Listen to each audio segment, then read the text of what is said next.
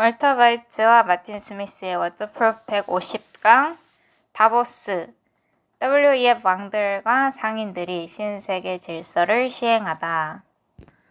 어떤 사람들은 오른쪽으로 치우치고 어떤 사람들은 왼쪽으로 치우치고 그리고 서로를 잘못했다고 비난하고 이렇게 하지만 저는 그들이 다 한 상에 앉아있다고 생각합니다. 어떻게 생각하시나요? 저도 거기에 동의를 해요.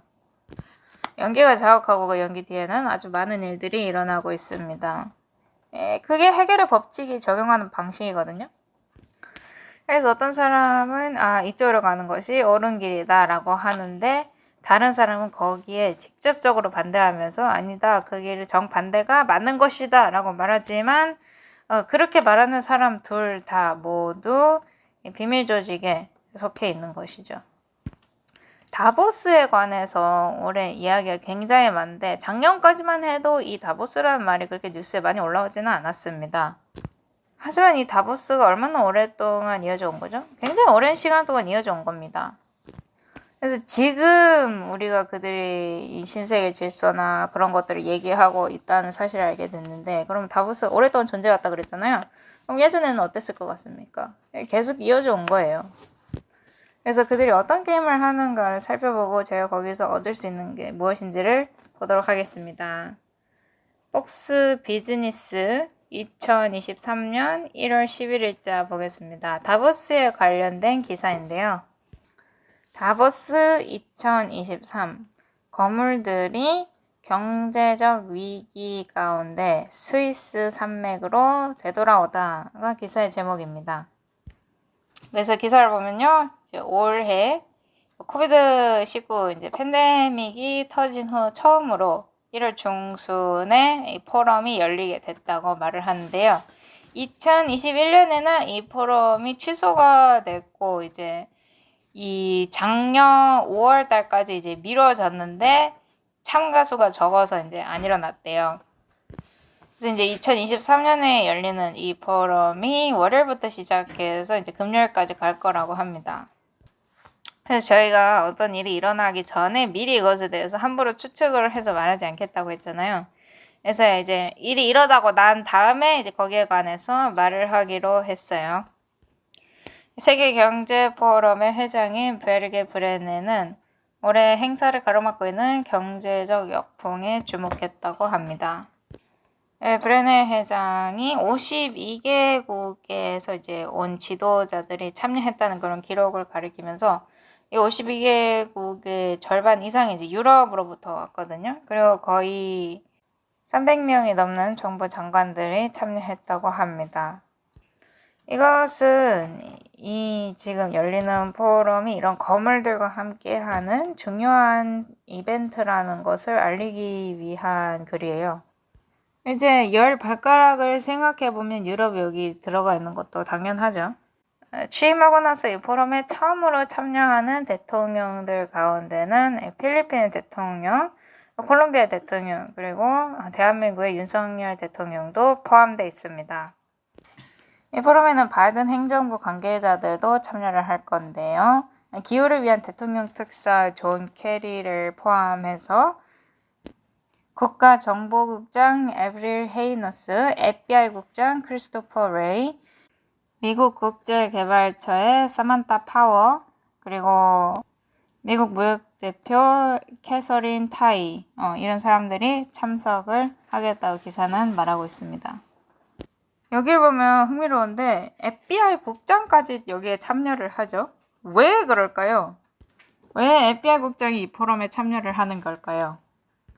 그리고 이제 월드 이코노믹 포럼에서 여기에 참석한다고 직접 발표한 CEO들은 블랙로크의 CEO인 레리 핑크, 세일스포스의 회장이자 공동 CEO인 마크 베니오프, 그리고 베인 앤 컴퍼니의 회장인 오릭 가디쉬가 있습니다.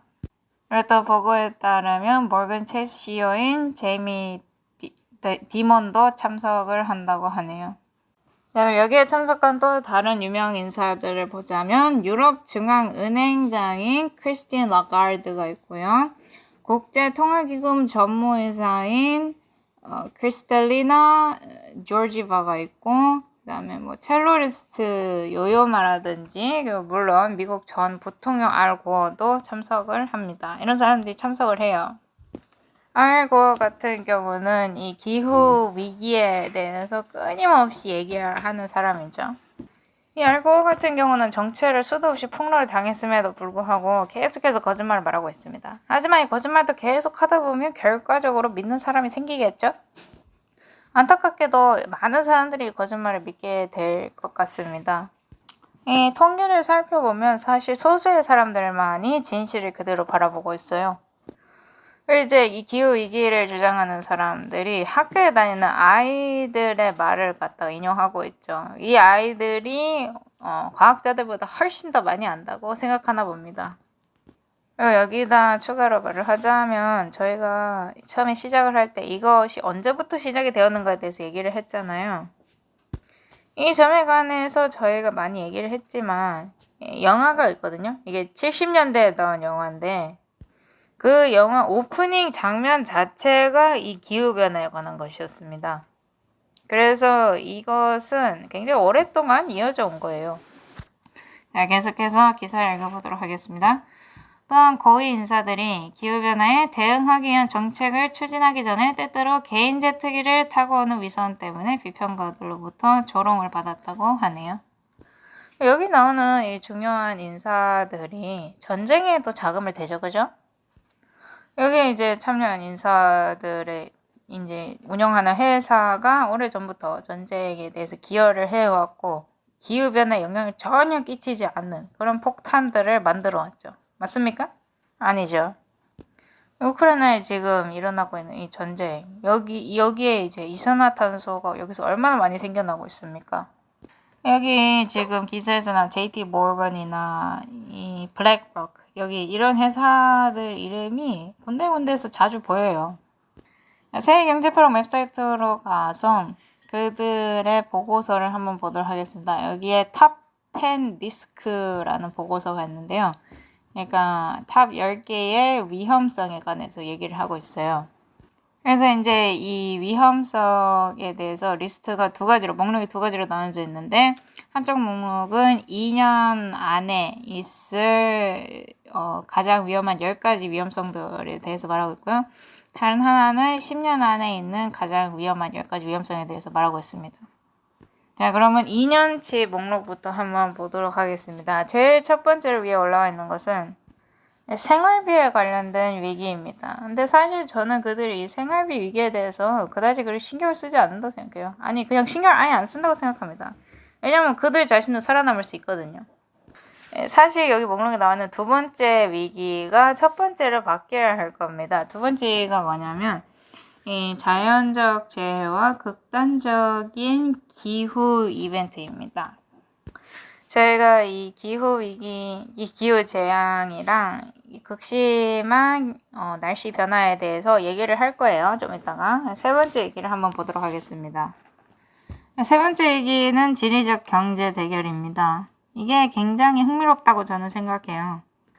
예를 들어서 미국은 남아프리카가 이 석탄에 의존하는 경제에서 벗어나야 한다고 주장을 합니다. 그죠? 그래서 현재 이 나라에는 전기가 하루 동안에 거의 안 들어옵니다. 많은 시간 동안 전기가 안 들어와요. 그들은 이것을 고치겠다고 말을 하지만 상황은 점점 더 악화만 돼갑니다. 하지만 그와 동시에 수천 대가 넘는 트럭이 석탄을 잔뜩 싣고 이 다른 곳으로 떠나게끔 그 석탄들을 이 항구로 운반을 해요. 그러니까 이게 뭡니까? 이 석탄에 의존하는 경제는 이 나라에서 남아프리카에서는 중지되어야 하지만 다른 나라에서는 당연히 여기도 중지가 안 되고 있는 겁니다. 왜냐하면 다른 나라에서 중지가 됐으면 왜 하루에 수천 대의 트럭이 이 석탄을 수출하러 항구로 가겠습니까? 뭔가가 어긋나 있죠. 단단히 어긋나 있습니다. 그래서 저는 남아프리카가 실험체라고 생각을 합니다. 그러니까 이러한 남아프리카 대륙에 있는 나라 중에서 그래도 그나마 가장 큰 경제를 가지고 있는 이런 규모의 나라에 이러한 활동을 통해서 무너지게 한다면 결과가 어떻게 나올 것인가 이런 걸 실험해 보는 것 같아요. 저도 거기에 동의를 하고 저희가 계속 이제 실험을 하는 곳이 되어 왔어요. 저희 나라가. 이런 정책이 10년이 넘게 계속되어 왔거든요. 근데 옛날에는 그래도 좀 괜찮았다가 이제는 계속적으로 전기가 부족해지는 상황에 처하게 돼 있는 거죠. 그래서 계속적으로 전기가 부족하고 뭐 1년 이상 전기가 없는 그런 상황까지 오게 되는 겁니다. 그것의 결과로서 이제 경제 전체가 무너져 가고 있죠. 그리고 이 영상이 나온 달에 폭동, 엄청 큰 폭동이 있을 수도 있다고 그런 말씀을 하시네요. 음식물 공급은 어떻습니까? 식량 공급 쪽으로 보자면 농부들이 일을 할 수가 없어요. 저희가 닭이 막 엄청나게 죽는 거 봤죠. 이 닭들을 시원하게 해줘야 돼. 선풍기가 돌아가지 않아서 쪄 죽는 그런 것도 봤고. 그리고 이제 물을 끌어올려서 농사를 짓는 농장 같은 경우에는 이 전기가 없으니까 물을 끌어올리지를 못해서 농사를 못 짓고. 예, 수평선 너머로 보이는 미래가 참 무섭습니다. 제가 봤을 때 이런 것들 중 많은 것은 계획된 것 같아요. 그리고 이 대통령과 관련돼서 어떤 스캔들이 있던지 간에 그들이 왕실과 좋은 관계를 갖고 있으면 그들이 연줄이 잘 연결돼 있다는 뜻이죠.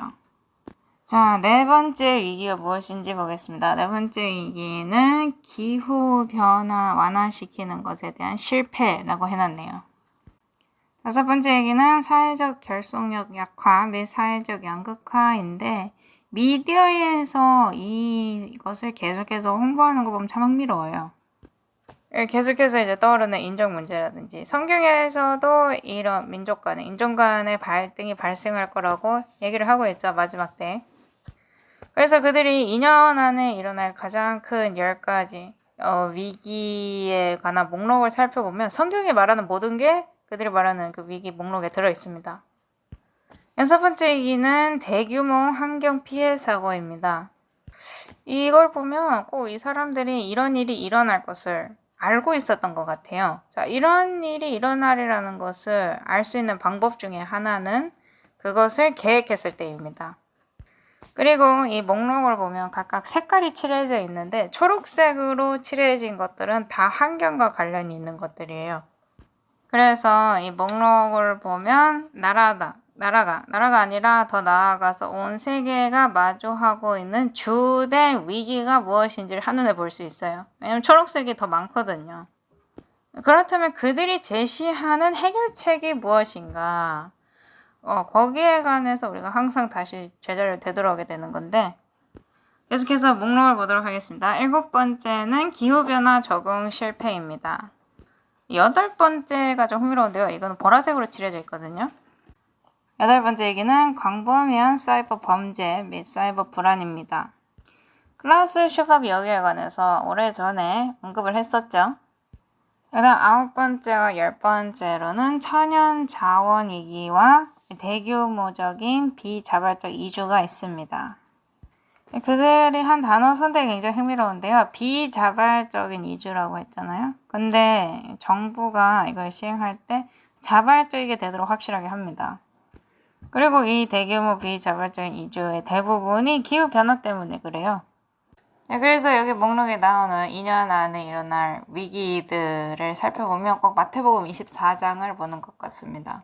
자, 그렇다면 다음 10년 안으로는 무엇을 예상하고 있느냐? 목록에 있는데요. 목록 보면 초록색이 상당히 많죠. 이 초록색이 환경에 관련된 주제거든요.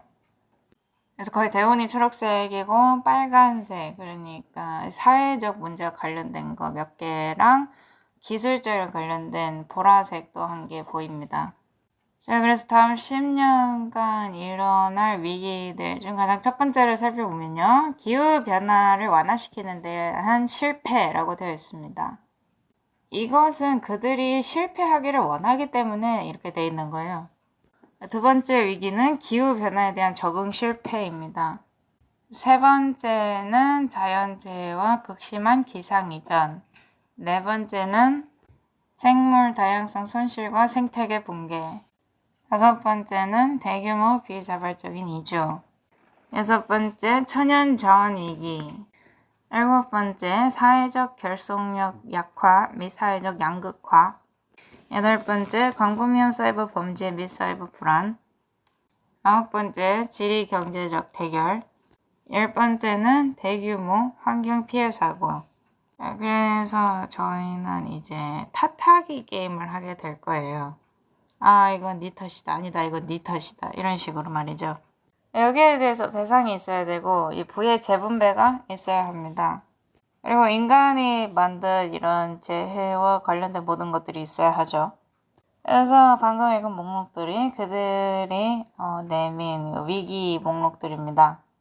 그리고 저희가 아까도 말했듯이 꼭 마태복음 24장처럼 들리죠.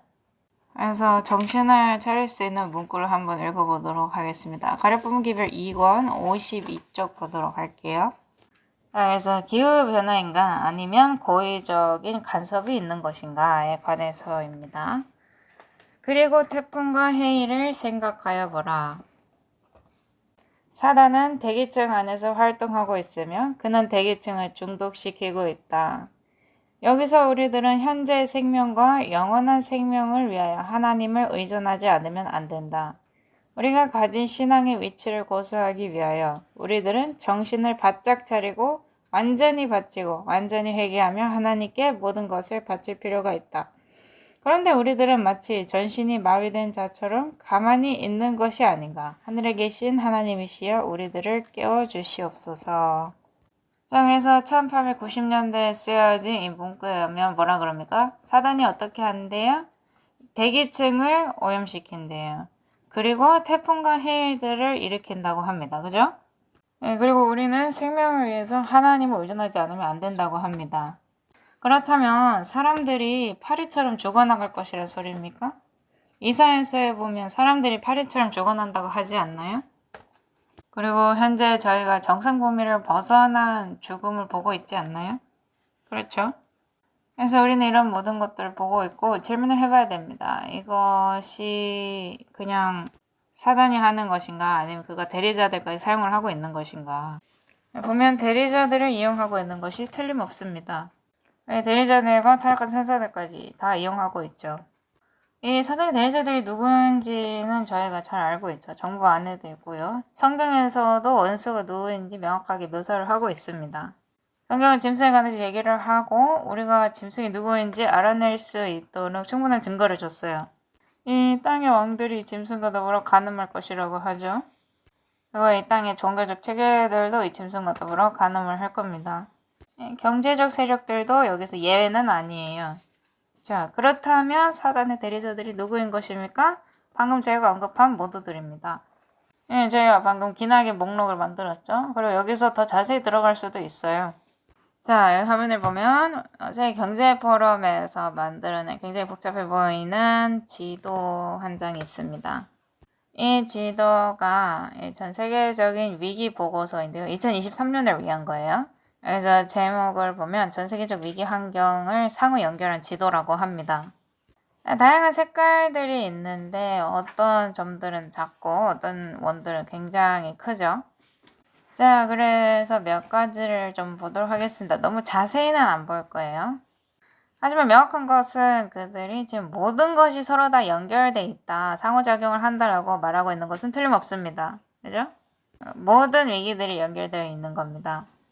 자, 사람들로 하여금 위기가 있다고 믿기 위해서 이것과 관련된 정보를 어떻게 유포합니까? 유포하는데 미디어를 사용을 하죠. 미디어를 이용하는 것 자체가 이 세상에 이걸 퍼뜨리는 주요 공급처예요. 근원처예요. 그래서 이런 정보를 퍼뜨리는데 미디어를 사용하고 그 미디어에 반대하는 다른 미디어를 사용하기도 합니다. 그래서 이제 이 미디어끼리 싸우는데 이제 서로가 그릇된 정보를 가지고 있다고 주장을 하죠. 근데 이것조차도 해결의 법칙의 일부일 수 있다는 것입니다. 그래서 굉장히 혼란스러워요. 그래서 이제 정보를 받아들이는 데 있어서 굉장히 조심을 해야 하는 상황입니다. 그래서 그들이 내세우는 큰 문제가 뭔지 한번 보도록 하겠습니다. 그래서 이 지도에서 큰 원들만 한번 보도록 할게요. 자, 여기 보면요. 사회적 결속력 약화라고 적혀진 큰 빨간색 원이 있습니다.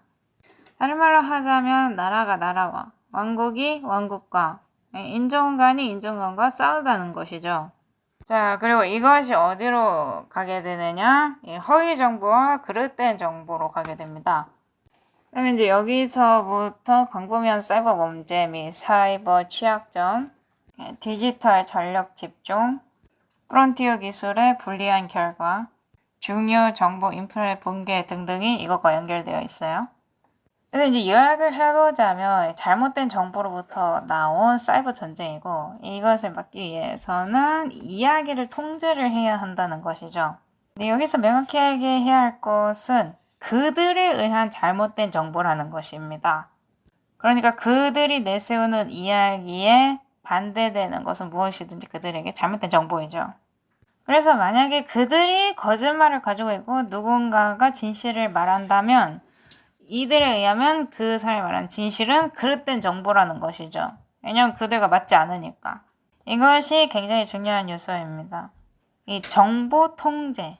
이 정보를 반드시 통제해야 되는데 왜라는 질문을 해봐야 돼요. 이 세상에 반드시 전해져야 하는 특정한 기별이 있습니다.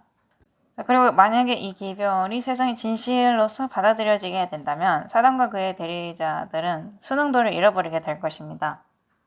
그래서 이것을 막기 위해서 잘못된 정보라고 불리는 그 범위가 너무나 넓은 나머지 진실조차도 그 잘못된 정보라는 범위 안에 가둬놓고 막을 수 있어야 되는 겁니다. 그래서 이 모든 것들이 이제 사회적 침식으로 가고 이것이 또 무엇으로 이끄냐면 심각한 정신건강 악화로 갑니다.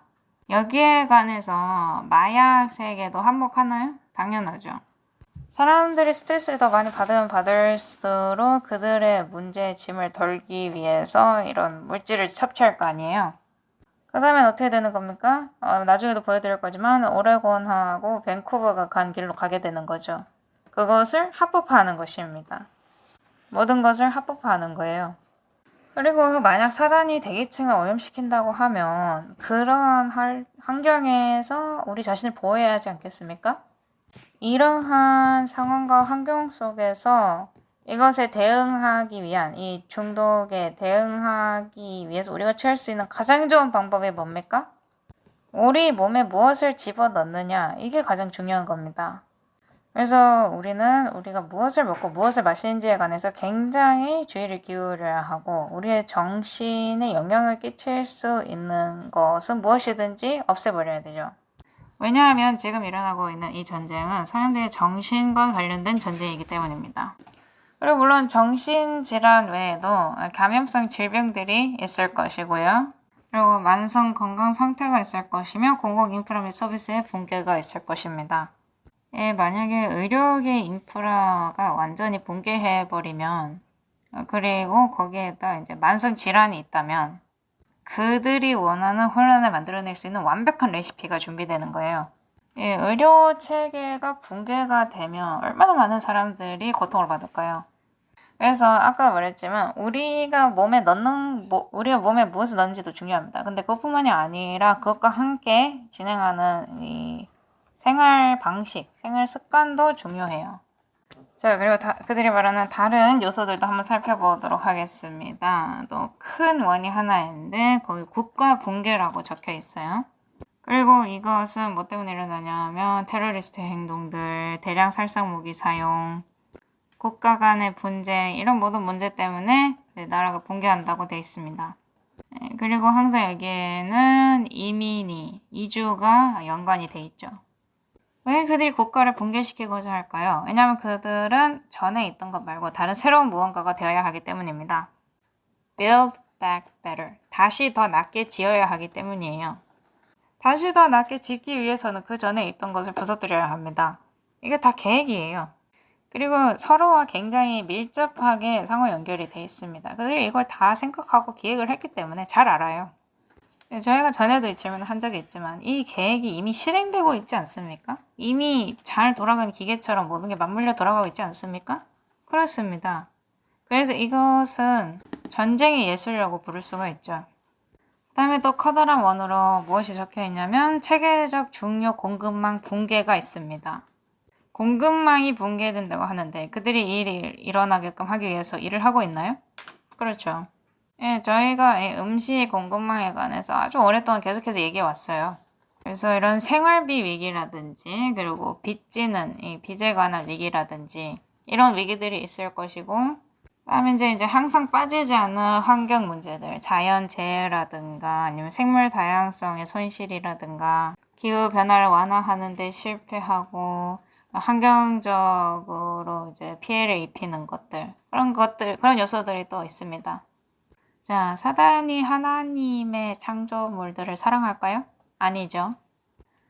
이 하나님 만드신 창조물들이 파괴되는 것을 신경 씁니까? 아니요, 신경 안 써요. 싫어합니다. 그걸 파괴하기를 원해요. 왜냐하면 하나님을 미워하기 때문에. 하나님을 미워하기 때문에 하나님의 창조물, 하나님의 사람들 다 싫어합니다. 그래서 저희 보고 있는 이 지도는 꼭 원수의 전술 계획 같아요. 전투 계획 같아요. 그들은 계속해서 말하기를 무엇이 문제가 될 것인지, 그리고 이 문제가 사라지지 않을 것이라고 말을 합니다. 왜냐하면 그 문제에 대해서 아무것도 안 할 것이기 때문이죠. 근데 이제 이 문제를 해결하기 위해서는 아무것도 안 하지만 다른 무언가는 하고 있습니다. 그러니까 이제 인프라를 붕괴시키기 위해서 노력을 하고 있죠. 일부러 공급망을 붕괴시키고 있고 사회적 일관성을 붕괴시키고 있습니다. 이런 것들을 계속해서 미디어를 통해서 밀고 있죠. 이것은 전투 계획입니다. 전술이에요. 이러한 전술에 대해서 저희가 경고를 받았나요? 그렇습니다. 굉장히 많은 경고를 받았어요. 저희가 방금 인용글을 읽었죠. 이것은 120년 전에 쓰여진 글입니다. 이런 일이 일어날 것이라고 우리에게 말해주고 있어요. 이 글이 쓰여진 당시에는 이런 일이 일어날 가능성조차도 없던 때입니다. 그럼에도 불구하고 지금 보면 이것이 거의 최대치로 지금 실행이 되고 있어요.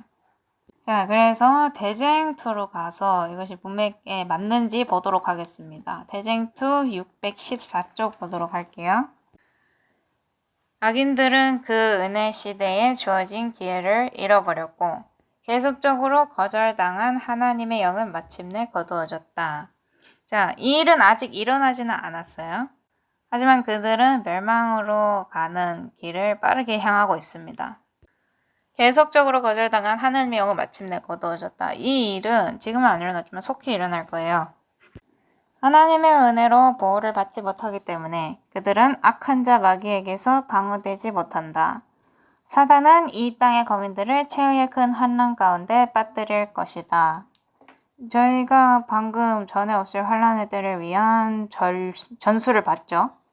그 지도에 있는 모든 것이 다 재난적이었어요. 그러니까 긍정적인 게 하나도 없었잖아요. 긍정적인 요소가. 하나님의 천사들이 인간의 감정에 거센 바람을 막아주지 않았으면 각종 투쟁 요소들이 쏟아져 나올 것이다. 이런 요소들을 살펴보면 굉장히 흥미롭습니다. 사회적인 투쟁도 있고 정부들 간의 투쟁도 있고, 그리고 또 이 자연적으로 이런 재해들도 있고, 온 세계는 옛날 예루살렘을 휩쓸었던 것보다 더 무서운 폐허를 나타낼 것이다. 그래서 이것은 전환적인 전술입니다. 사단은 이런 일이 일어날 것을 알고 이런 일을 시행시킬 거예요. 그리고 이것이 이미 예언되어 있기 때문에 사단에게는 다른 선택지가 없어요. 물론 하나님께서 강요하시거나 그런 것은 아니지만 하나님께서는 사단의 이 전략을 시상주 처음부터 다 공개를 해왔습니다. 그러니까 저희에게 사단이 하고 싶어 하는 것은 이런 것들이다 하고 말씀해 주시고 계시는 거예요. 그리고 사단은 그 일을 할 것이고 어떻게 이런 일들이 일어날 것인가에 대한 이 설계도를 다 이미 주셨어요. 그리고 이제 그들은 이 타타기 게임을 하기에 가장 적합한 환경을 만들어냈습니다. 그러니까 지금 일어나는 이 모든 사건들은 환경적 문제를 해결하지 못하는 인간들의 무능력함 때문이고, 이 모든 것이 우리를 붕괴로 이끌 것이다. 이런 식이죠. 이 모든 일 뒤에서 이것을 일으킨 진범인은 전혀 어떠한 탓을 받지 않고 풀려나는 겁니다. 그리고 만약에 이 진범인을 지적을 한다면 그것은 거짓된 뉴스, 잘못된 정보라고 하죠. 그래서 이게 심지어 범죄로까지 취급이 되는 상황입니다. 그래서 기왕 말을 할 거면 이게 범죄로 취급되기 전에 말을 하자 이거죠. 자, 여기 새 경제 포럼에서 어떤 일이 일어났는가에 관한 뉴스 영상이 있습니다. 근데 이제 이 뉴스 플랫폼에서 보도를 한 이 여성 기자는 이것 때문에 나중에 미국으로 돌아가서 핍박을 받았어요. 이 공항에서 이 수색대 통과하는데 막 거기서 검사를 엄청 엄격하게 하고 하여튼 고생이 많았다고 합니다. 그래서 그녀가 말하는 이런 이슈들의 줄거리를 한번 들어보고 그것에 관해서 한번 살펴보도록 하겠습니다. 자, 그래서 다보스에서 그들이 어떻게 그레이트 리셋 어젠다를 전 세계에서 시행할지에 관해서 알려드린다고 하면서 시작을 합니다.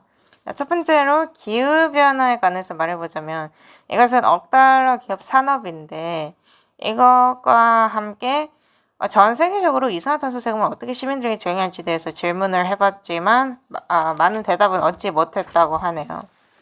그 다음에는 그들이 이 CNBC나 월스트리트 저널 같은 기업들과 이제 브라이언 스텔러라는 이제 사람과 이 거짓된 정보에 관해서 얘기를 하면서 이 허위 정보랑 어떻게 싸울지에 관해서 얘기를 했다고 합니다.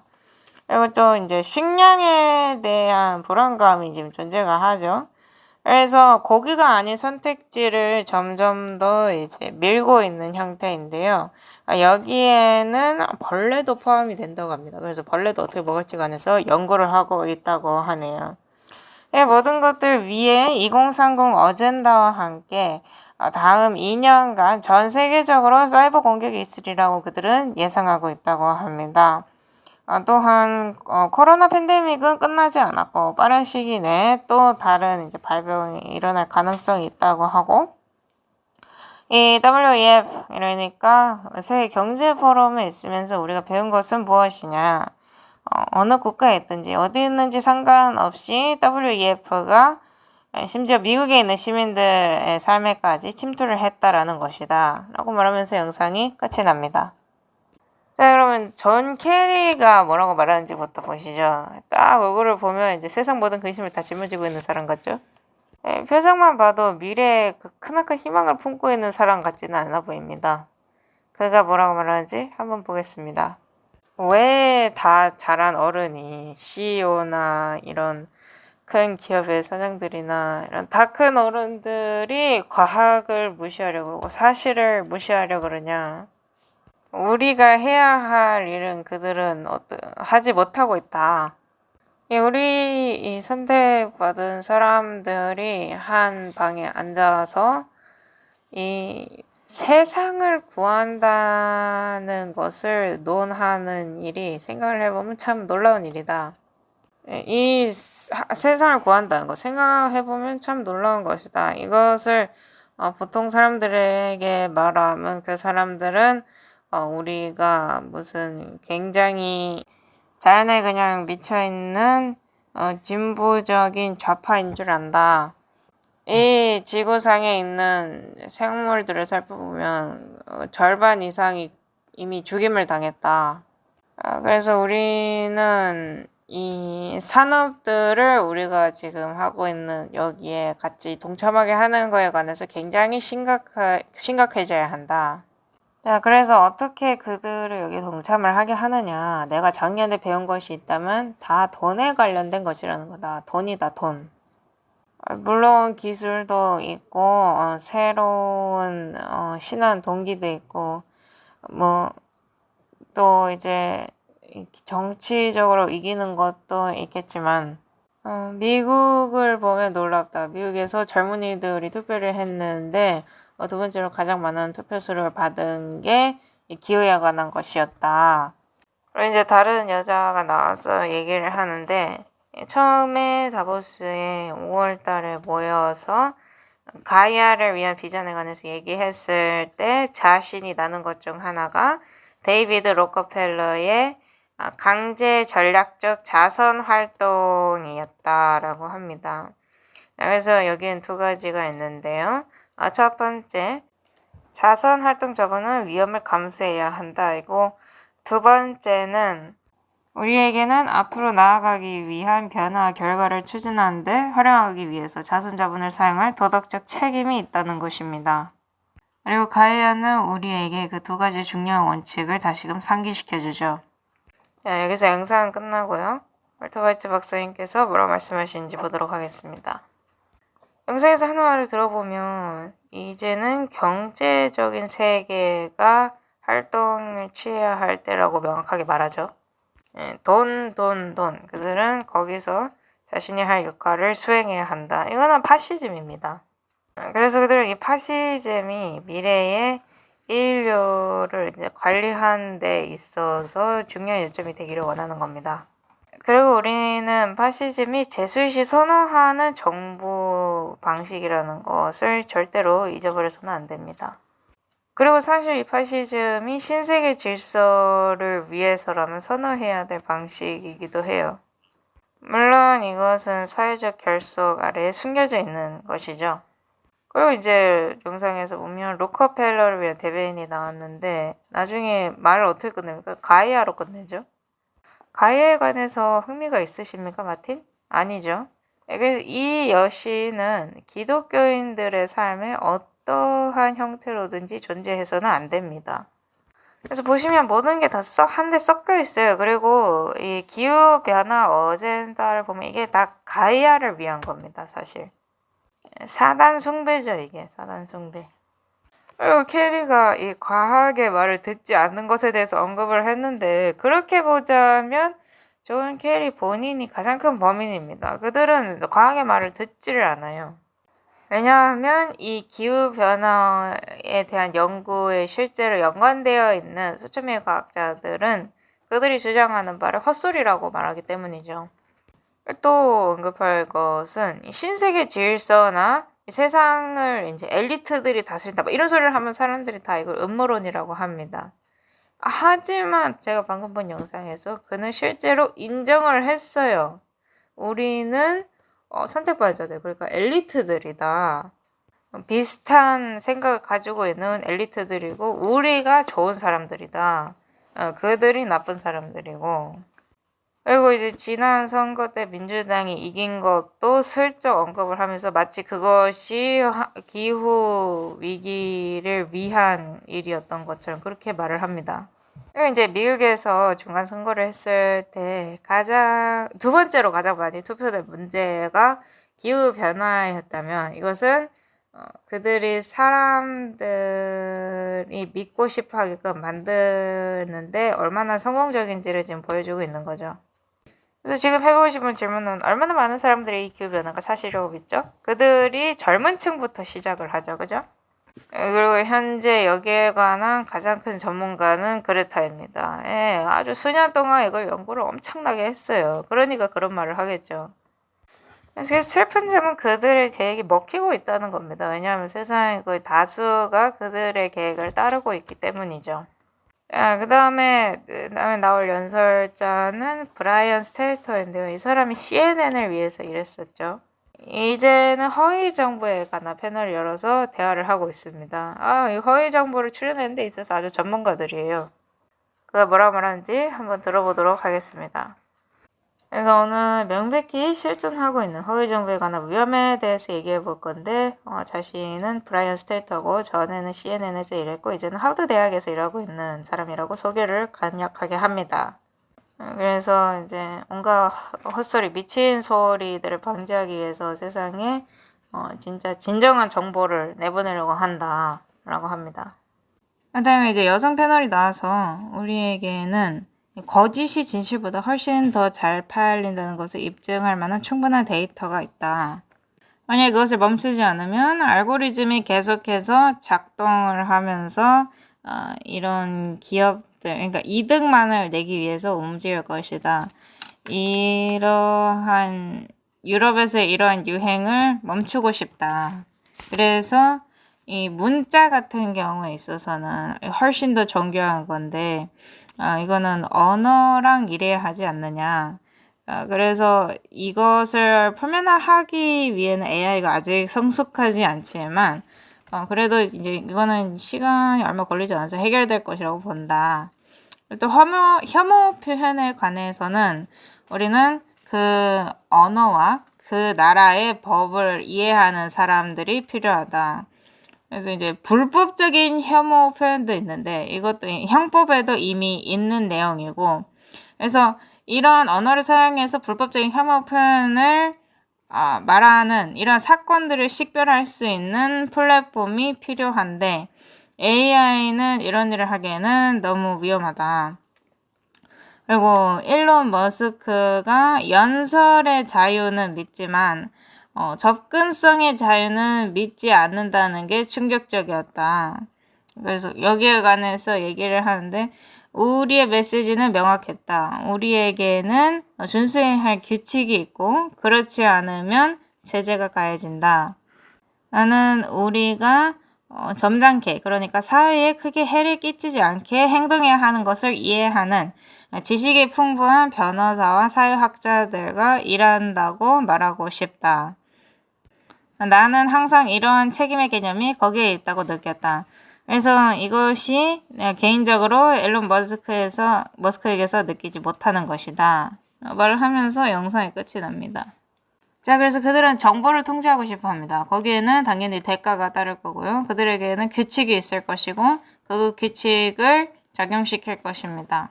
여기에 지금 일론 머스크와의 작은 흥미로운 대결 구도가 있는데 일론 머스크가 최근에 교황청 방문하지 않았나요? 교황 방문하지 않았어요? 이거 해겔의 법칙의 일부 아닙니까? 그래서 전에도 얘기했듯이 균형추를 흔들려고 하는 것이죠.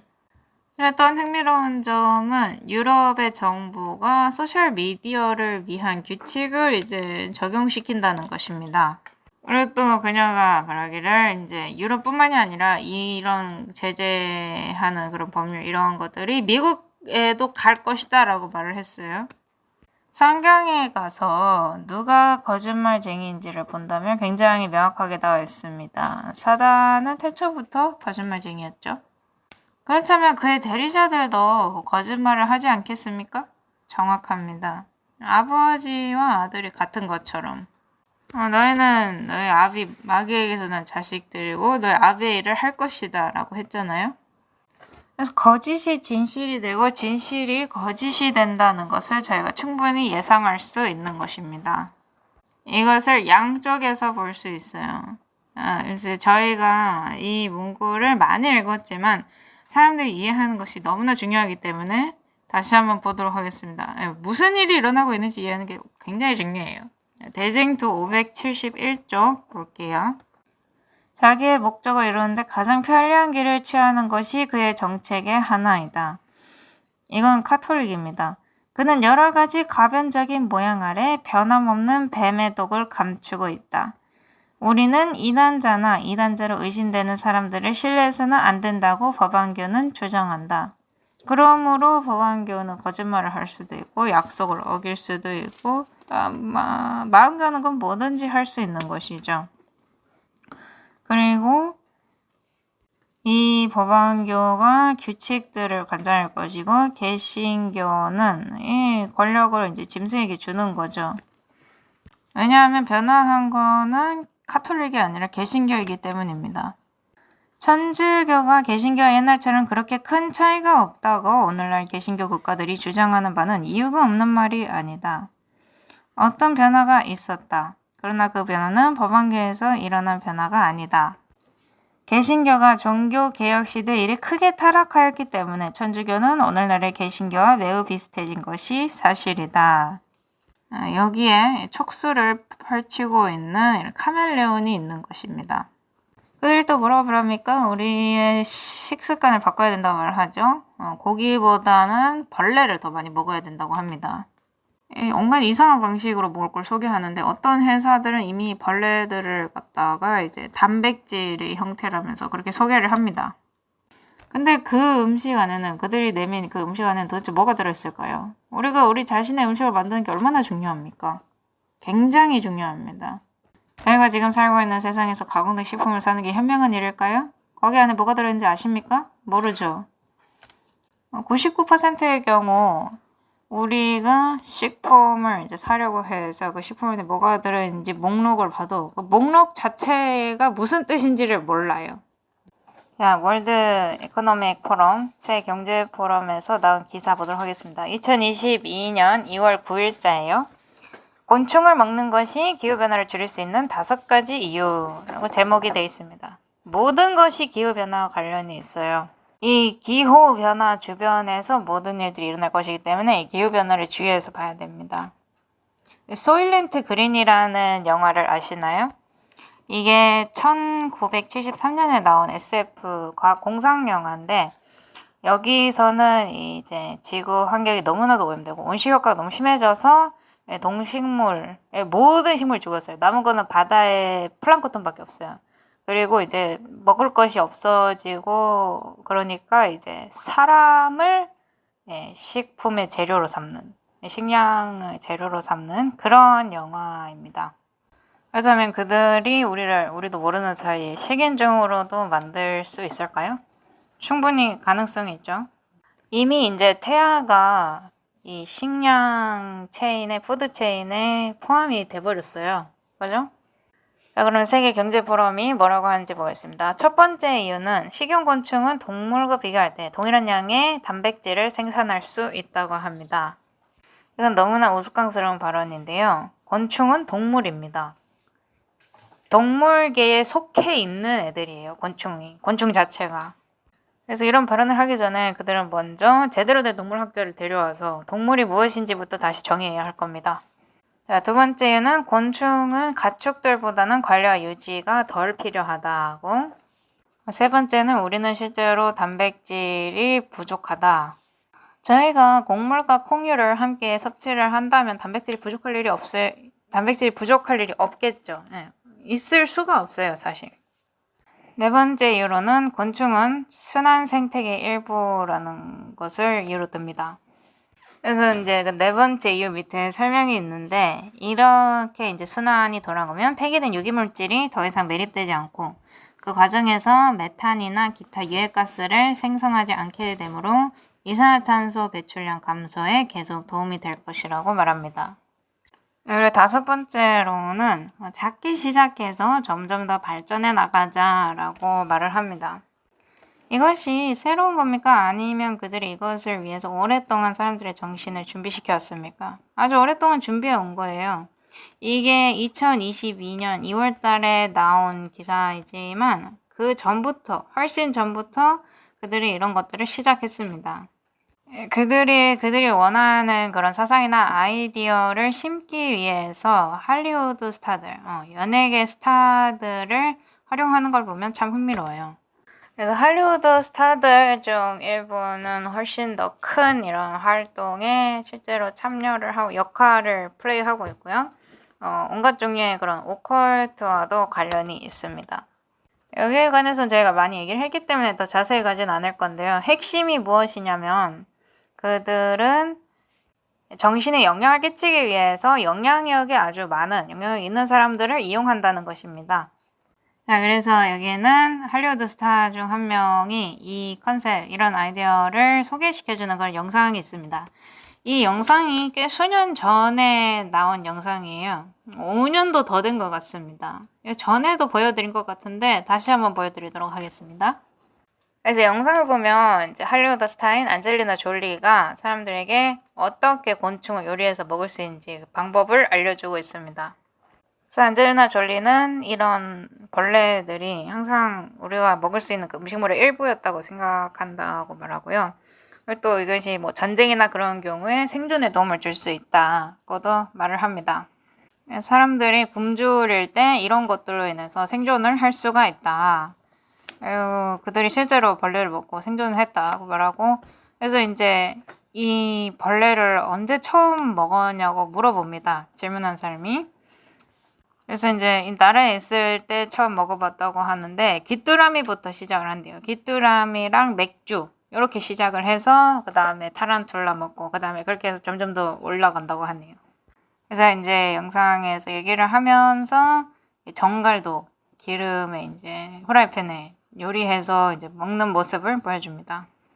뭐 정갈뿐만 아니라 거미도 먹고 그렇게. 네, 제가 스파이더에게 느끼는 감정을 고려해 보자면 저는 저런 식습관은 절대로 안 할 것 같습니다. 자, 다음 기사를 보도록 하겠습니다. 2023년 1월 24일 날 나온 기사인데요. EU가 인간의 소비를 위해 두 가지 종류의 곤충을 승인하고 그것이 이제 일반 메뉴에 올라가게 되었다고 합니다.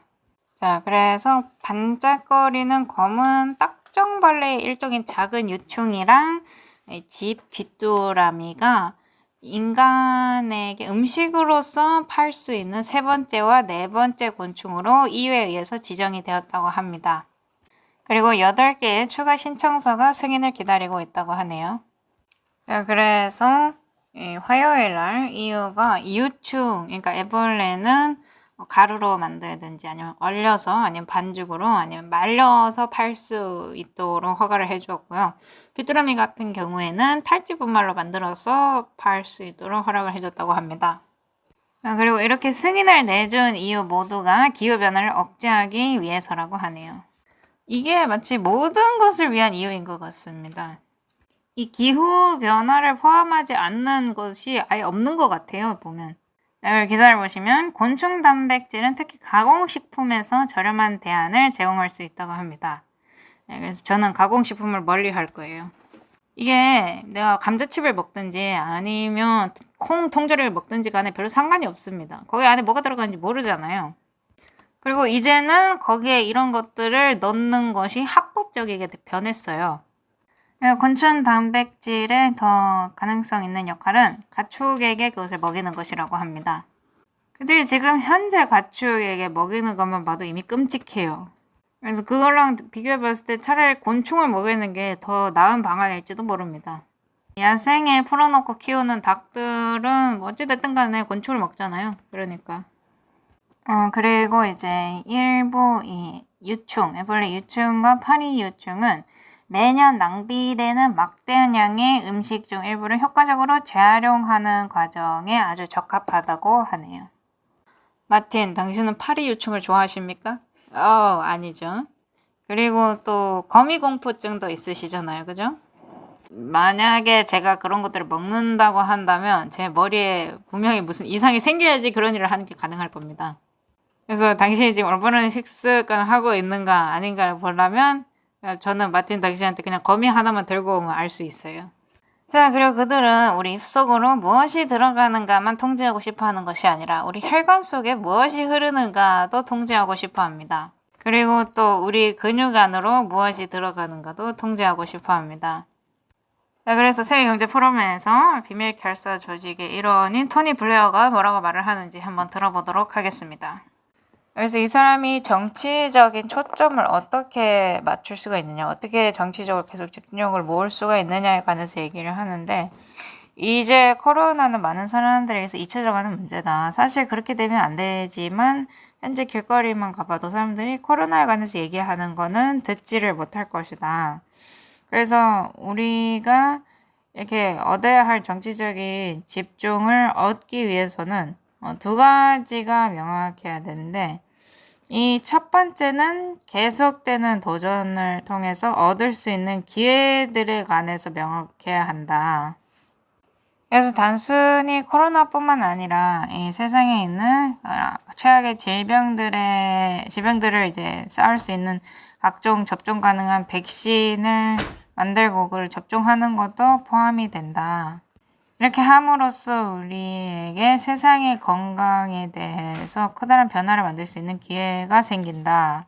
그리고 이렇게 함으로써 정치인들의 관심도 모을 수 있다. 만약에 이제 미래에 있을 팬데믹에 관해서 말한다면 그들은 그건 다른 누군가의 문제겠지라고 생각을 하지만 다음 몇 년간의 기간 동안에 그 인구의 건강에 큰 변화를 줄 수 있다고 한다면 그들의 관심을 모을 수 있을 것이다. 이 두 번째로는 코로나와의 이 경험을 통해서 건강관리를 바꿀 수 있는 기회가 있다는 것입니다. 코로나에 대한 대응만 보더라도 굉장히 좋았거든요. 근데 이제 이런 일이 일어났을 때 어느 과학적 기관과 협력을 해서 뭐 어느 정부와 그러니까 어느 권위와 협력을 할 것인지 이런 것들을 정해둔 미래에는 이런 일들을 훨씬 더 빨리 처리할 수 있을 것입니다. 그래서 예를 들어서 이제 아프리카 대륙에 유럽 대륙에 있는 것과 똑같은 그런 제약 관리 시설이 있다면 하나의 기준점과 하나의 체계를 통해서 아프리카에 이제 가는 백신이나 그런 약물들에 엄청난 변화를 줄 수가 있죠. 그리고 이제 이 건강 기록을 디지털화하는 거, 이것도 아주 훌륭한 발전인 것 같습니다. 그래서 각 나라들마다 이렇게 이 의료를 이제 디지털화하도록 해서 이 새로운 백신도 잘 이제 소개될 수 있도록 그렇게 해야 돼요. 이제 이렇게 함으로써 사람들에게 이러한 제안들을 받아들임으로 이 건강 삶에 훨씬 더 긍정적인 변화를 가져올 수 있다는 것을 정치적으로든 이렇게 사람들에게 보여줘야 하는 것이죠.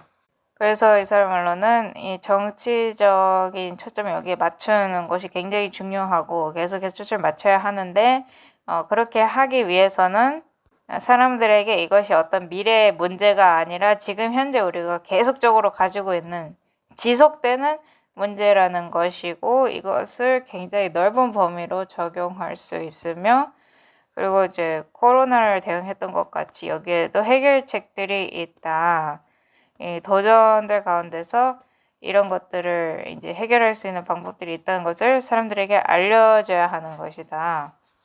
그래서 이제 우리가 정치적인 이제 힘이 여기에 추가되면 이 팬데믹이나 단순한 질병들뿐만 아니라 이 대중들의 건강 전체를 훨씬 더 발전시킬 수 있다. 건강 시스템 자체를.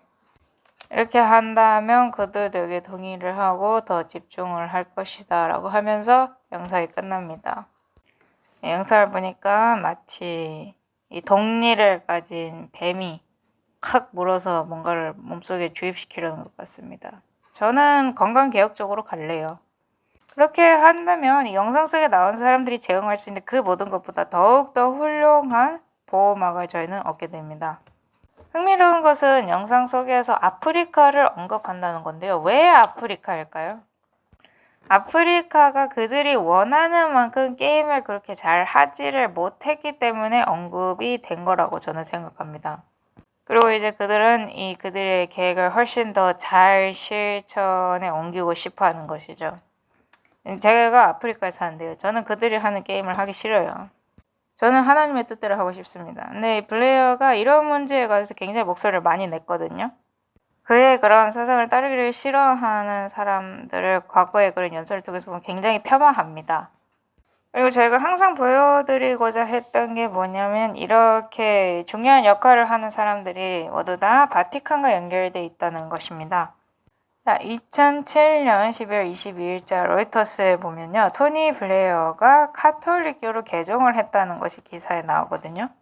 그래서 그가 영국 성공회 신도로부터 로마 카톨릭 신도로 개종을 했다고 기사는 말하고 있습니다.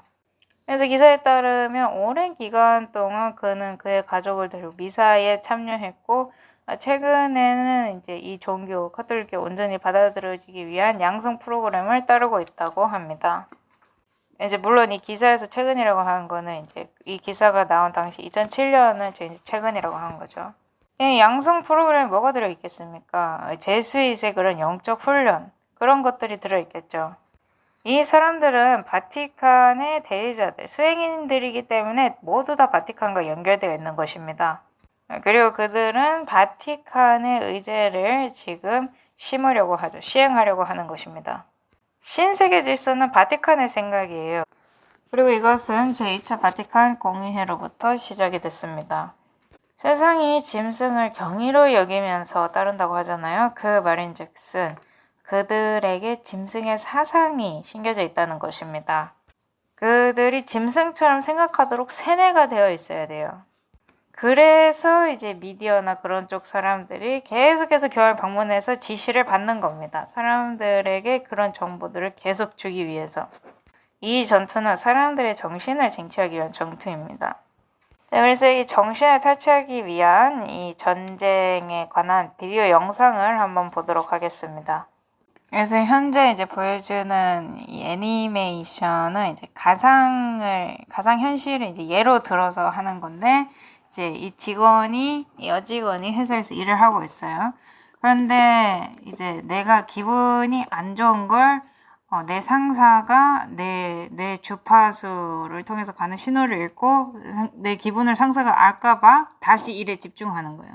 다시 일에 막 집중을 해서 그런 기분을 이제 잊어버리려고. 일에 집중을 하고 이제 그렇게 하다 보니까 상사가 내 주파수가 아주 좋았다면서 상사가 이메일을 보내면서 보너스를 줬어요. 그리고 이제 집으로 기분 좋게 돌아가는데 귀에는 여전히 이제 회사에서 일할 때 끼고 있는 그 이어폰을 이제 낀 상태로 집에 들어간 거죠. 근데 다음날 아침에 회사에 와보니까 건물이 어수선해요. 네, 다음날 보니까 막 정부에서 이메일 기록, 문자 기록, GPS 기록 이런 거를 이제 소환할 수 있는 영장을 발부해가지고 조사를 하고 있는 거예요. 이게 뭐냐면 이제 여기 일하는 직원들 중 한 명이 엄청난 거짓말 사기를 쳤음이 이제 판명되었고, 이제는 이 범인의 동업자가 누구인지 알아보기 위해서 정부에서 여기 있는 전 직원들의 뇌 주파수 기록을 볼 수 있도록 영장을 이제 발부한 거죠. 그래서 이 범인으로 지목된 이 동료와 그가 같이 일했던 사람들의 뇌 주파수 데이터를 비교해서 뇌 주파수가 가장 잘 맞는 사람을 지금 정부에서 찾고 있다는 거예요. 그런데 아까 어제 보너스를 받았던 여직원은 범죄를 저지르지는 않았지만 동료와 함께 몰래 이제 새로운 사업을 시작하려고 계획하고 있었던 거예요. 그래서 그 사실을 알고 두려워하면서 회사에서 이제 준 그 귀마개를 벗어버리는 그런 상황이 비디오에 담겨 있습니다. 자, 그 다음 볼 영상은 세계 경제 포럼에서 이제 있었던 영상인데요. 그래서 방금 보여준 그 애니메이션 영상에 있던 그 기술이 이미 현재 존재하고 있는 기술이라고 합니다. 그래서 어떤 미래에 만들어지는 그러한 기술을 얘기하는 것이 아니라 현재 지금 착용해서 이제 뇌의 그런 주파수를 읽을 수 있는 그런 기계들이 이미 존재한다고 해요. 그래서 내가 내 정신을 통해서 보고 있는 그런 얼굴도 해독해서 해석을 할 수가 있다고 합니다. 아니면 어떤 모양이든지 숫자든지, 그러니까 여기에는 은행에 있는 통장 비밀번호도 포함이 되는 거죠. 단순히 이제 뇌에서만 이런 주파수를 잡을 수 있는 게 아니라 뇌에서 이제 신경 뉴런을 통해서 손으로 가서 이 손으로 글을 쓰든지 아니면 타자를 치든지 하는 그런 것도 알아낼 수 있다고 합니다. 그래서 이런 신호를 잡을 수 있는, 찰 수 있는 시계 같은 것도 이제 개발이 되었는데요. 이런 기술을 발전시키는데 회사들이 굉장히 투자를 많이 했대요. 이것을 이제 전 세계적으로 적용시켜서 일상생활에 사용하기 위해서. 그러니까 이제 이 기계를 차고 있으면 다른 기기들이랑 이제 동기화가 되면 내가 버튼을 누르지 않아도, 내가 직접 가서 물리적으로 그 버튼을 누르지 않고 버튼을 누른다는 생각만 해도 그 버튼이 눌려지게 되는 겁니다. 그리고 이제 복잡한 생각들은 아직 해독할 수 없다고 하지만 이미 상당히 해독할 수 있는 상당한 양의 데이터가 있다고 합니다. 그래서 이게 특별히 이제 직장에서 적용이 된다고 하는데요. 야, 그리고 이런 이 칩이 이제 달려 있어서 뇌 주파수를 이제 감지를 할 수 있는 그런 센서가 달려 있는 모자가 있는데요. 이 모자를 이제 딱 쓰면 이 사람이 이제 얼마나 깨어 있는지, 얼마나 경각심을 가지고 있는지에 관해서 1부터 5까지의 숫자가 부여된대요. 이렇게 함으로써 이제 고용주나 직원이 지금 이 사람이 얼마나 깨 있구나 이거를 알 수 있는 거죠. 그래서 이 기술을 이제 소개하는 여자는 우리가 평소에 우리 심장 박동수도 모니터링 하고 있지 않냐. 그러니까 이제 이 사람이 자고 있는지 깨어 있는지 이런 레벨을 1부터 5까지 매기는 이런 모자도 별거 아니다.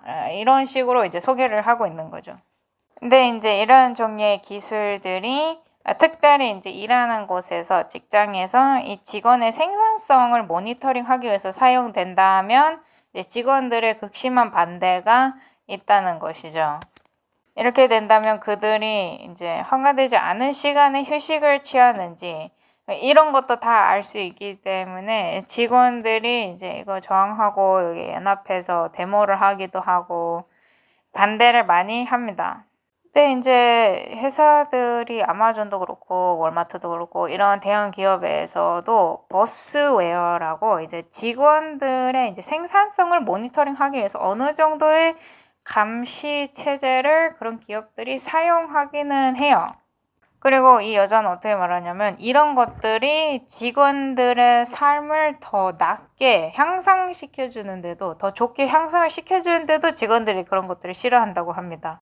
일이 지금 하고 있는 일이 마음에 안 들면 그만두면 되지 않냐. 그런데 이제는 그만둘 수도 없어요. 왜냐? 다른 곳에도 다 똑같은 감시 체제가 있기 때문에. 그래서 팬데믹 기간 동안에 이런 회사들의 80% 이상이 직원들의 생산성을 감시하기 위해서 어느 정도의 그런 감시 체제를 사용을 했다고 인정을 했다고 합니다. 그래서 올해 후반기에 출시되는 이제 이어폰을 소개하고 있는데요. 이 이어폰 같은 경우에는 뇌 주파수 신호를 잡아서 지금 현재 이 사람이 집중을 하고 있는가 아니면 이 사람의 정신이 다른 데 팔려 있는가를 알아낼 수 있도록 도와준다고 합니다. 그리고 이것은 단순히 이 사람이 집중을 하고 있는가 집중하고 있지 않는가를 구별해낼 수 있을 뿐만 아니라 이 사람이 무엇에 집중을 하고 있는가도 정확히 집어낼 수 있다고 합니다. 그러니까 그들이 해야 할 일, 뭐 프로그래밍 아니면 문서 작성 뭐 이런 것들을 하고 있는가 아니면 일과 전혀 상관이 없는 뭐 소셜 미디어 페이스북을 본다거나 그런 걸 하고 있는가를 알아낼 수 있다고 해요. 그래서 이렇게 뇌 주파수 신호를 잡아내는 이 기술을 이런 감시 체제 시스템과 이제 통합을 시키면 어디에 적용을 할 수 있는지에 관해서 상당히 정확해진다고 합니다. 그래서 이거 다음에 이제 한 사람이 이제 어떻게 그럼 그 사람의 통장 비밀번호를 알아낼 수 있느냐라고 물어보는데 이제 뇌에는 인식 메모리 신호란 게 있대요. 이제 그 신호를 잡아내서 이 숫자가 이 사람이 연관이 있구나 뭐 이런 식으로 알아내는 건데 이런 방식이 정부가 범죄자들을 상대할 때 썼던 방식이라고 합니다. 그러니까 뭐 이 살인 무기를 네가 알아보겠느냐 아니면 이 사람을 공범일 가능성이 있는 이 사람을 알아보겠느냐 이런 식으로 보여주면서 이제 메모리 신호를 잡아내는 건데 그래서 이런 전이식 신호를 P300 신호라고 하거나 아니면 M400 신호 뭐 이렇게 부른다고 하는데요. 이거는 이제 내가 지금 보고 있는 것이 무엇인지 의식하기도 전에 흘러가는 신호래요. 그래서 이제 이런 식으로 기술을 사용하면 상대방이 내가 무엇을 하는지 모르는 사이에도 이런 기술을 도입해서 정보를 알아낼 수 있다고 합니다. 예, 세계 경제 포럼이 굉장히 바쁩니다. 그죠? 그리고 이제 그녀가 초반기에 말했던 것 중에 굉장히 흥미로운 게 뭐냐면 이 기술이 어떤 미래에 올 것이 아니라 이미 존재한다고 말을 했죠. 자, 그렇다면 질문을 한번 해보도록 하겠습니다. 사단이 우리의 생각을 읽을 수 있나요? 읽을 수 없습니다. 하나님 우리의 생각을 읽을 수 있으신가요? 읽을 수 있으십니다. 그러면 사단이 하나님의 그런 능력을 탐낼까요? 당연하죠.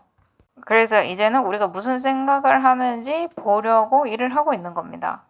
저희가 최근에 한 영상에서 생각으로 기도해서 체포된 여성에 관해서 얘기를 다뤘었죠.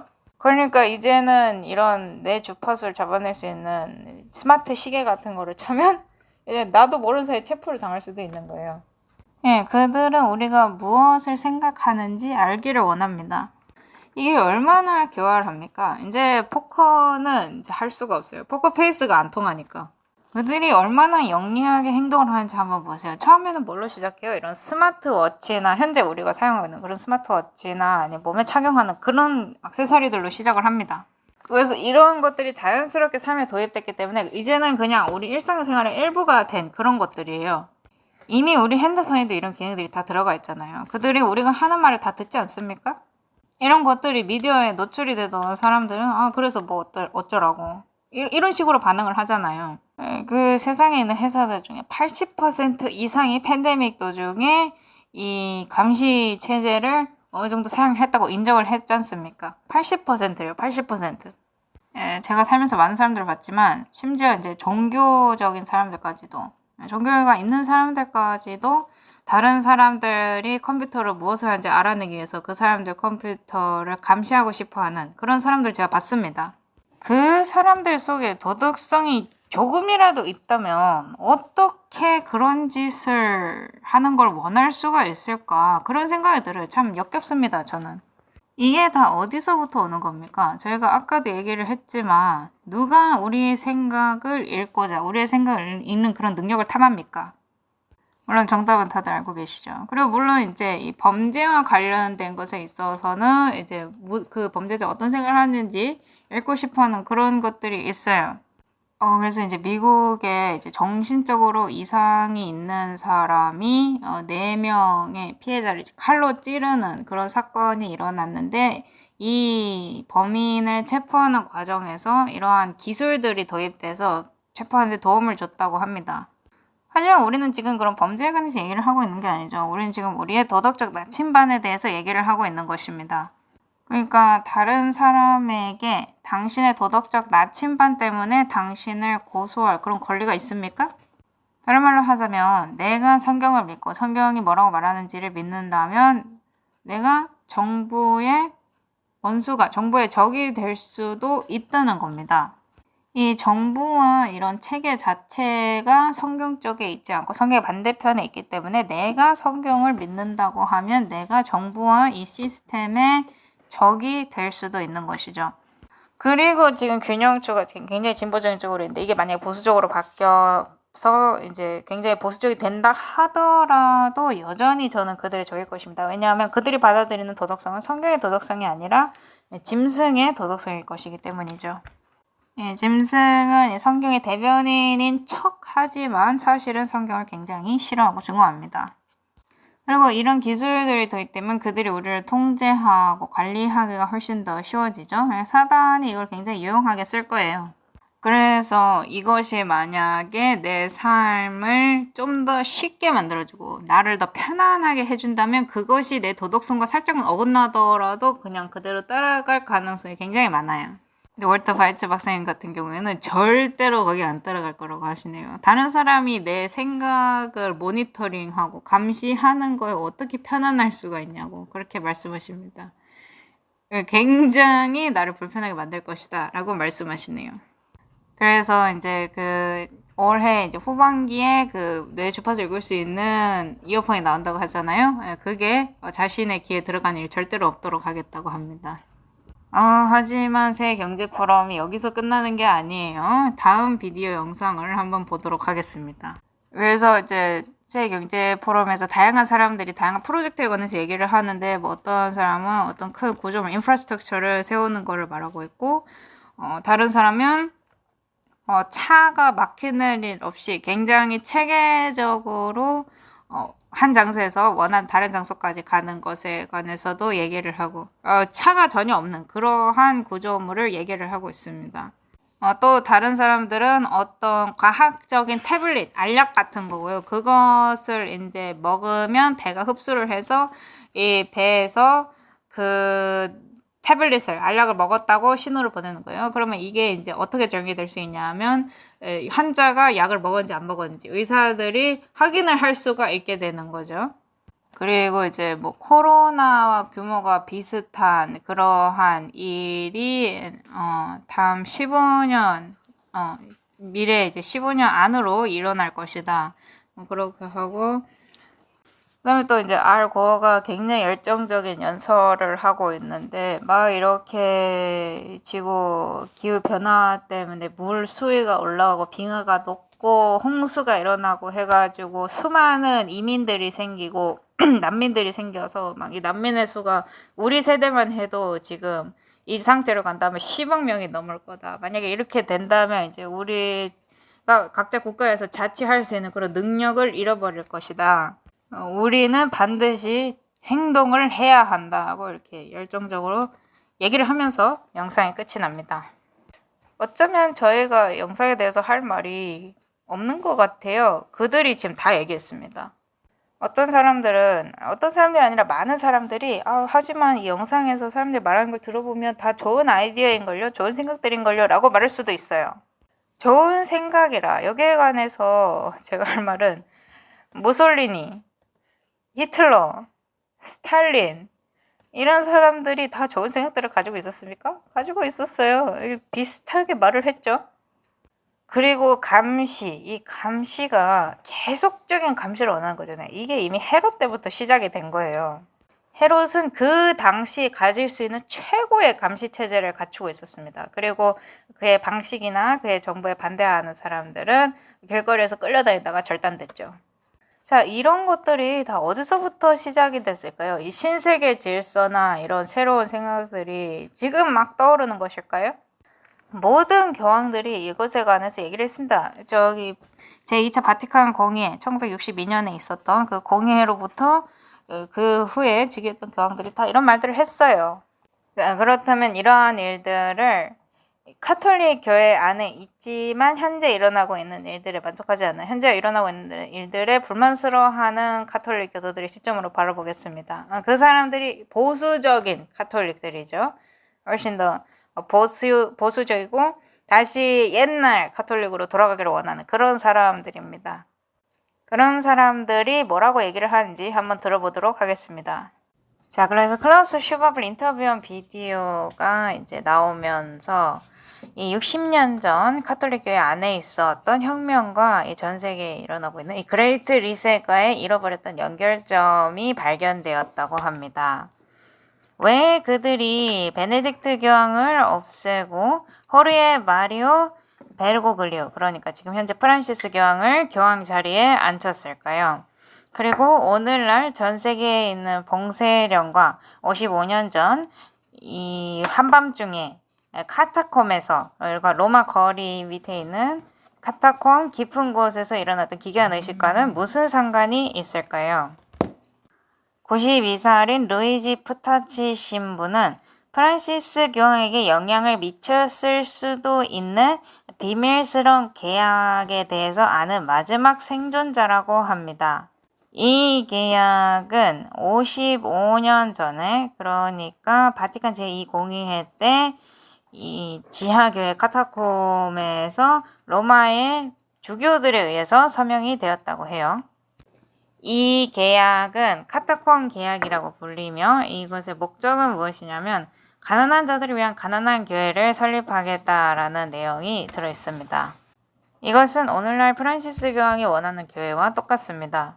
루이지 푸타치 신부가 프란시스가 이 카타콤 계약이다, 새로운 카타콤 계약이다 라고 나는 항상 말한다 라고 인터뷰한 내용을 담겨 있고요. 그래서 이런 가난한 교회를 이제 설립하고자 하는 사람들을 보면 그런 사람들은 이제 몬시뇨, 그러니까 이게 카톨릭 성직자한테도 보는 칭호가 있거든요. 더욱 존귀한 그런 칭호 같은 건데 그런 칭호들을 거부하고 그냥 단순하게 신부님, 그러니까 father이라고 불리기를 원한다라고 하고요. 그리고 그런 성직자들에게 주어지는 어떤 그러니까 품위직을 나타내는 이제 왕관이나 뭐 십자가, 반지 이런 것들도 다 거부한다고 합니다. 그리고 이제 교황의 왕관이 이제 교황의 권위를 상징하는 건데 이게 거의 1000년간, 그러니까 1143년부터 1963년까지 교황이 즉위를 할 때, 그때는 이제 임명된다고 안 하고 즉위를 한다고 했는데 그 즉위할 때 항상 교황의 머리 위에 그 교황의 왕관이 있었다고 합니다. 그런데 그것을 없애버렸대요. 그래서 이 왕관도 없애버려, 그래서 더 이상 교황이 어떤 그런 귀족이나 왕의 신분이 아니라 약간 대통령 같은 그런 자리가 됐다고 합니다. 그래서 1964년에 요한 바오로 6세가 이 왕관을 폐기를 했고 이제 그 다음부터는 이 왕관을 머리에 쓴 교황이 없다고 합니다. 그리고 이제 프란시스 교황이 교황 자리에 취임하고 난 후에 그는 가난한 사람들을 위한 가난한 교회를 원한다고 말했어요.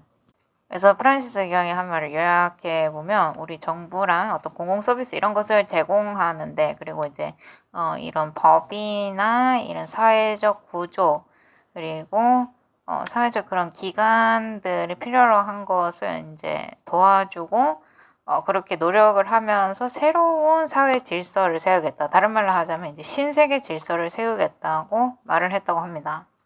자, 헬더 카마라라는 주교가 있는데 이 사람은 브라질의 대주교이고요. 자칭 사회주의자입니다. 프란시스 경은 이 주교를 하나님의 종이라고 선언을 했대요. 2015년에. 그리고 이 헬든 카마라, 그러니까 자칭 사회주의자인 이 대주교가 호르헤 마리오 베르고글리오, 그러니까 지금 현재 즉위에 있는 프란시스 교황의 롤 모델이라고 합니다. 바로 이 카마라 대주교가 1965년 11월 16일 날 42명의 이제 강력한 주교들을 이끌고 카타콤으로 가서 그 카타콤 계약을 서명하게 한 장본인이라고 합니다. 이 카타콤 계약에 있는 내용들을 보면요, 이제 국제기관 같은데 이제 압력을 줘서 가난한 사람들을 착취하게끔 되어 있는 이런 경제적인 구조를 바꾸도록 하겠다라는 그런 내용도 카타콤 계약에 포함되어 있다고 합니다. 근데 이 카타콤 계약 안에 있는 이 내용과 프란시스 교황이 오늘날 밀고 있는 그런 의제들이 정말로 비슷하다는 것이죠. 그리고 이 카마라 대주교는 단순히 카타콤 계약을 이제 주도했을 뿐만 아니라 어린 클라우스 슈밥에게 깊은 영향력을 끼쳤다고 합니다. 클라우스 슈밥의 인터뷰를 한번 보겠습니다.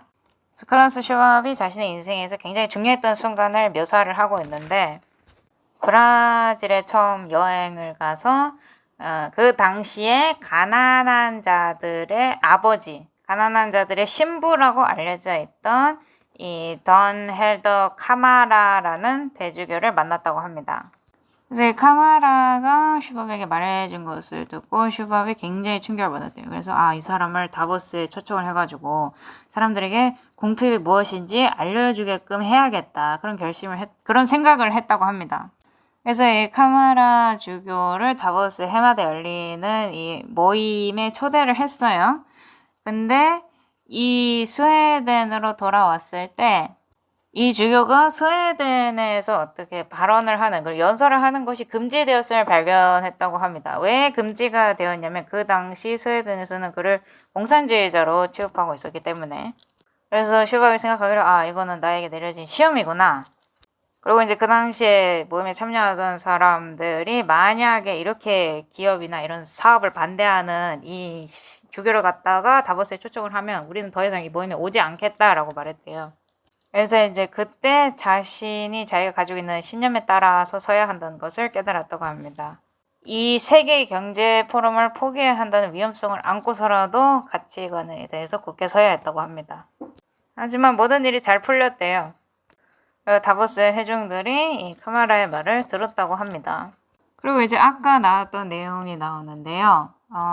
이 카타콤 계약을 보면 가난한 사람들을 착취하게끔 되어 있는 이런 경제적인 구조를 국제기관의 압력을 가함을 통해서 바꾸겠다는 내용이 계약 안에 들어있다고 했잖아요. 그러니까 다 똑같은 의제인 겁니다. 그레이트 리셋은 로마 거리 밑에 있는 카타콤에서 시작된 것이 맞습니다.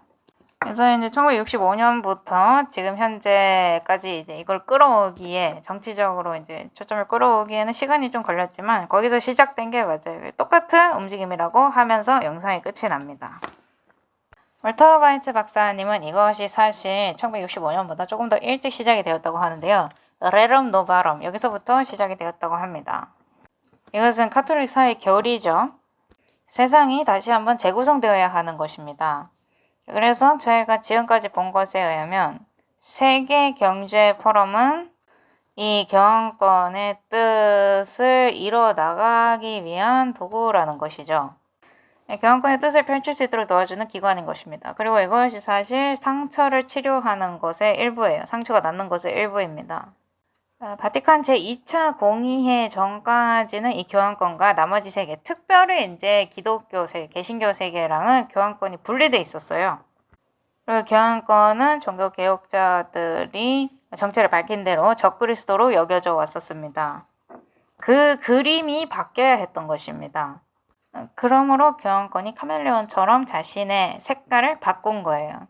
색깔을 바꿔서 지하 밑으로, 카타콤으로 들어갔다 그랬죠? 네, 카타콤으로 들어간 거예요. 그래서 이 소위 말하는 이 계약을 맺은 겁니다. 사실 이것은 오래전부터 계획되어 온 그런 작전이었습니다. 왜냐하면 사단은 내부 분열이란 게 없거든요. 사단에게는. 자, 그래서 이 적 그리스도 세계가 자기 자신을 세상에게 유명하게 해줘야 이제 하게끔 만들어야 했어요. 그리고 이제 이미지 탈피를 해야 됐었죠. 자기 자신을 유명하게도 하고. 그래서 이 몬시뉴 이런 온갖 호칭으로 불렸던 이 교황권이 더 이상 그렇게 완전 높고 고귀하고 과거에 막 세상을 폭정으로 다스렸던 그런 사람이 아니라 따뜻한 백성들의 아버지 이런 식으로 보여져야 했던 것입니다. 그래서 접근 방식을 바꿨어요.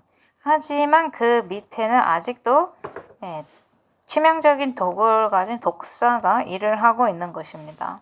다보스와 세계경제포럼은 이 자기 자신의 그 권세를 되찾으려는 교황권의 계획에 지나지 않아요. 그리고 세상은 자신들의 권력을 짐승에게 넘겨줄 것입니다. 대쟁투 571쪽 보도록 하겠습니다. 자기의 목적을 이루는데 가장 편리한 길을 취하는 것이 그의 정책의 하나이다. 그는 여러 가지 가변적인 모양 아래 변함없는 뱀의 독을 감추고 있다. 교황권은 오늘날 적그리스도고요. 과거에도 적그리스도였으며 멸망으로 가는 길을 가고 있습니다. 그리고 그 교황권과 같이 하는 개신교, 그러니까 이 짐승과 거짓 선지자는 이 불의 강에 던져질 거예요. 불의 강에서 인생을 마감하고 싶으십니까? 절대 아니죠. 그래서 심지어 이런 책을 가지고 있는 사람, 성경뿐만이 아니라 이 성경의 말씀을 확언해주는 예언의 신을 가지고 있는 우리 교회 안에 있는 사람들까지도 이런 글을 봤음에도 불구하고 돌아서서 아니다라고 말하는 이 상황이 참으로 슬픈 겁니다. 일단 세상이 짐승에게 권력을 넘겨주면요, 이 짐승이 다시 다스린다는 것이죠. 그럼 이 교황권은 중세시대에 그랬던 것처럼 똑같이 행동할 겁니다. 이 교황권이 통제를 하고 핍박하기를 원한다는 것을 우리가 지금 현재 보고 있나요? 보고 있죠. 형태만 바뀐 겁니다. 이제는 손목에 차는 시계의 형태로 바뀐 거고, 우리의 정신이 만약에 그들이 원하지 않는 무언가를 하고 있다면 이제는 무슨 일이 생기는 거예요? 문제가 생기는 거죠. 핍박을 받는 겁니다. 그렇다면 기별을 전해야겠죠. 짐승의 표를 받지 말아라. 이런 시스템, 체계를 따라가지 마라. 이것은 사단의 것이다. 이것은 지옥의 구덩이로부터 나온 것이다. 하지만 하나님의 왕국은 흔들리지 않을 것이다. 왜냐하면 이 지옥의 문은 그것을 이기지 못하기 때문이다. 그래서 하나님의 편에 굳건히 서고 하나님의 명령을 지키고 예수님의 증언을 붙들어라. 그리고 하나님이 아닌 전혀 다른 존재로부터 온 이 체계, 이 교황권을 거부해라. 이런 기별을 전해야 합니다. 기도하도록 하겠습니다. 하늘에 계신 아버지, 당신께서는 지금 우리 눈앞에 일어나고 있는 모든 일들이 있을 것을 예언하셨습니다. 그럼에도 불구하고 사람들은 거짓말을 믿고 이 거짓된 체계를, 시스템을 따라갑니다. 우리로 하여금 이해하게 해주시고 저희가 볼 수 있도록 저에게 안약을 주십시오. 예수님 이름으로 기도드립니다. 아멘.